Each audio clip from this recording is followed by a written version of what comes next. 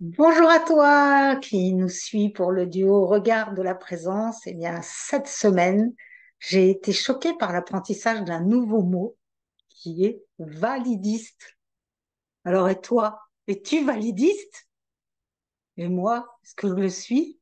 J'ai eu besoin du dictionnaire pour le savoir. Eh bien, validiste, c'est la personne qui fait de la discrimination envers les handicapés parce qu'elle, elle est valide.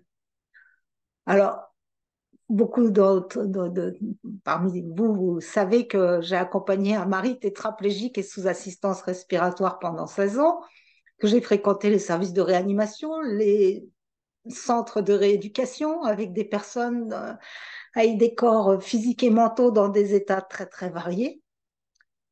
Et je ne savais pas qu'on pouvait être discriminatoire avec des personnes porteurs de handicap.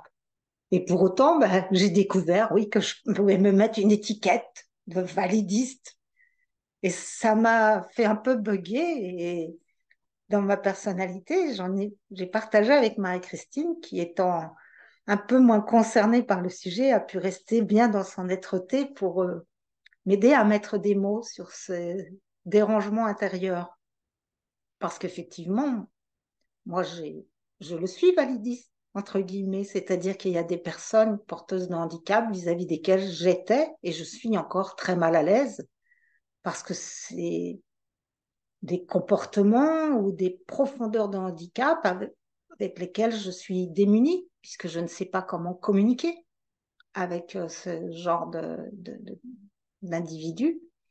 Et pour moi, oui, il y a des individus, quels qu'ils soient, avec lesquels j'ai pas les codes pour communiquer et qui viennent me chercher. Mm.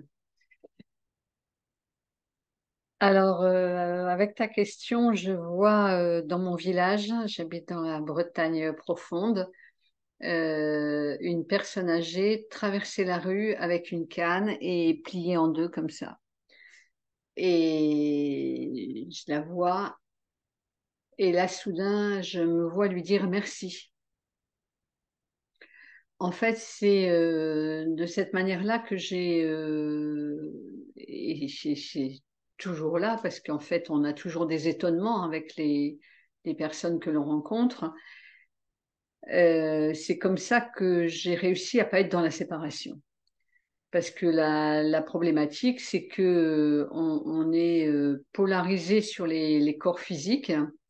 Et donc, bah là, si on parle des personnes porteuses de handicap, mais ça va être une très belle personne ou une personne d'origine avec la peau noire, ou peu importe, ou un enfant. Et en fait, c'est l'histoire des étiquettes. C'est-à-dire on colle des étiquettes. C'est notre mental, en fait, qui est un mental linéaire et il a besoin de tout classer comme ça. Et donc, c'est la séparation. Et donc, nous qui voulons vivre dans la conscience de l'unité, eh bien, c'est vraiment de rentrer dans la certitude, le ressenti que la personne est en train de me rendre un service, puisqu'elle assume une qualité qui est en fait en moi, qui est d'avoir un corps qui est Croche. croche. Voilà. Elle fait une expérience unique et d'être en gratitude qu'elle porte cette expérience et qu'elle d'ailleurs vienne à ma rencontre. Ça, il y a une réintégration qui se fait en fait, c'est-à-dire aussi merci d'ailleurs pour la douceur que je vis dans mon corps et merci à toi qui fait cette expérience qui est utile pour nous tous. Et j'ai vécu beaucoup ça avec des problématiques avec mes enfants. Voilà, j'ai galéré beaucoup. Et en fait, j'aurais pu culpabiliser beaucoup parce que mes enfants, à une certaine période, pour certains d'entre eux, sont partis en live, comme on dit. Donc, j'ai été au commissariat de police, dans les hôpitaux psychiatriques, etc. Et en fait, on peut mettre du jugement là-dessus, tu es une mauvaise mère, etc. Donc, une étiquette. Et quand soudain, tu rentres dans la conscience que, bon, bah, si ça arrive, c'est que je suis capable de le vivre. Donc, cette personne, si elle vit ça, la personne que je vois, la personne âgée qui traverse la route pliée en deux, c'est qu'elle est capable de vivre ça, qu'elle a la force morale, la force intérieure pour vivre ça. Eh bien, à ce moment-là, ça change tout.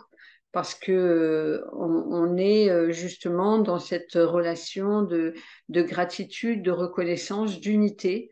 Et en fait, ça fait pchit, quoi. Il y a vraiment quelque chose. Donc, c'est sans cesse à renouveler parce que en fait, c'est dans le champ collectif, hein, cette séparation. Donc, en fait, moi, ça fait des années que je suis avec ça, de ramener pour mettre ça dans le creuset de l'unité en moi. Et en même temps, ça prend son temps, puisque c'est tout l'imaginaire collectif qui a besoin de réinformer sur le fait que c'est merveilleux, on est tous différents. Donc en même temps, ça peut être par moments terrifiant ou surprenant ou stupéfiant de différences.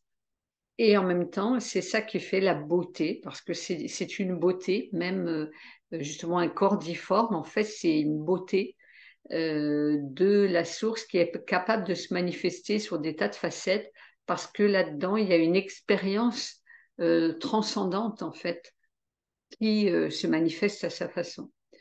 Et évidemment, en amont de ça, tu en parlais à l'instant, il y a de gérer ton émotion, c'est-à-dire de te ramener en toi. Ben, oui, qu'est-ce que ça me fait? Parce que ça peut nous émouvoir fort, hein. Donc, en premier, c'est d'accueillir cette émotion qui est là. Voilà, de regarder qu'est-ce que ça dit en moi, et ça me concerne en fait. Je suis concernée, et donc après, je peux être effectivement dans cette gratitude.